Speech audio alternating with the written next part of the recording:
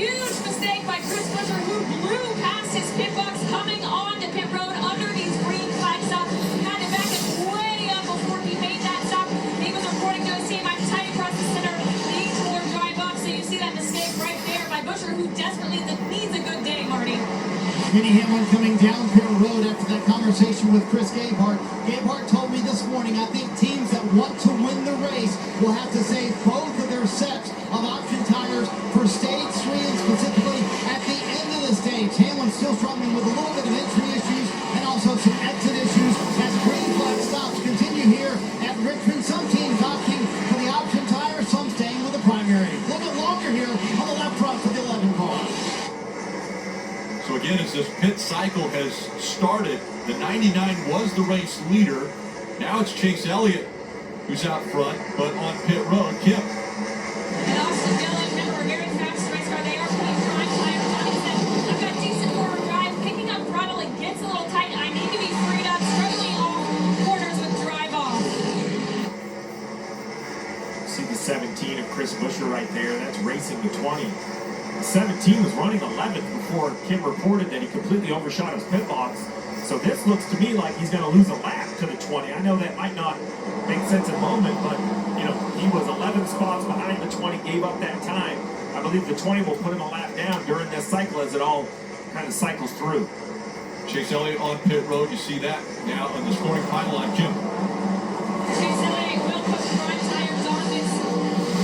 As you see the team going forward on the right side, he said, I'm more free than yesterday. I'm trying to guard my entry. The team telling others are about a half a car length up from where he is on the turn.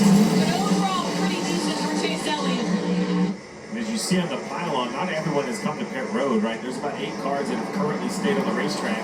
There is some math that says, hey, skip a pit stop. Run all the way to maybe like lap, you know, around lap 150. Only pit's complaining you just missing front turn on that run for the 4 cars. The whole concept is very fascinating. Remember, this was used at the All-Star race, first points-paying race. The big difference, too, is A, the length of the stages, and B, the worn-out racetrack here at Richmond really kind of allows these tires to have completely different feels, different paces, as we see the 20 of Bell continuing to lead, the 48 of Alex Bowman. He's actually trying to get back a lap because he pitted in a different sequence than the 20. 41 also just was on pit road, so he is on the prime tires, but they're definitely fresher than the 20s tires of Christopher Bell. Interesting that tires have been such a storyline here, but it plays into the strategy of how you get that track position, like you just mentioned, Jeff. This is an important pass right here for 5 of Larson. Remember, he stopped much later, so this is unlapping himself.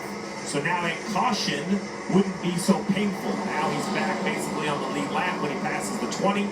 He still doesn't want to see a yellow because it kind of kills his strategy, but at least he's on the lead lap if it happens. With this strategy, he is the highest scored car doing this strategy, so if it continues to run green all the way out, we would anticipate that all those people are trying to do 2 stops in this stage would have to cut pit road and he could take back the lead. And actually have Reddick in front of him. He's, I think, the highest scored car on this strategy. You see Todd Gilliland too fast exiting green flag pit stop. That's going to be costly. He did not go back on the racetrack, Kim, but this will cost him a ton of track position. Just went nowhere after the stop.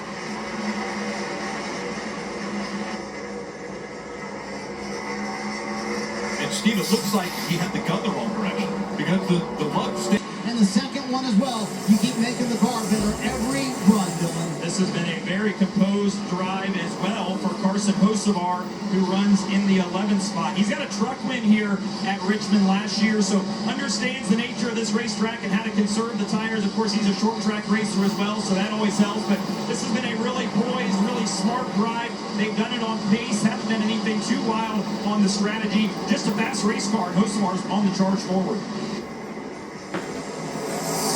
Short track racing, so many different lines here at Richmond, and then you throw in, you have 2 different compounds for tires that you can take advantage of. We're seeing the different lines here. Larson way up against the wall. Some drivers ride along the yellow line, along that apron like Carson Hocevar here. He even drifts up another line.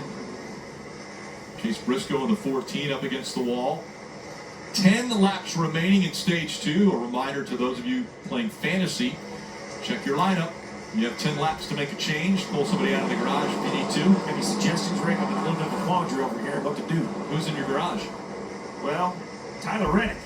I pull him out of the garage.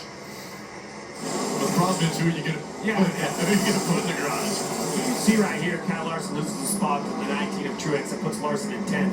When this whole mess started of how many times to pit, what tires you put on, he was running 10th. So, really no harm, no foul. If you can kind of stay within a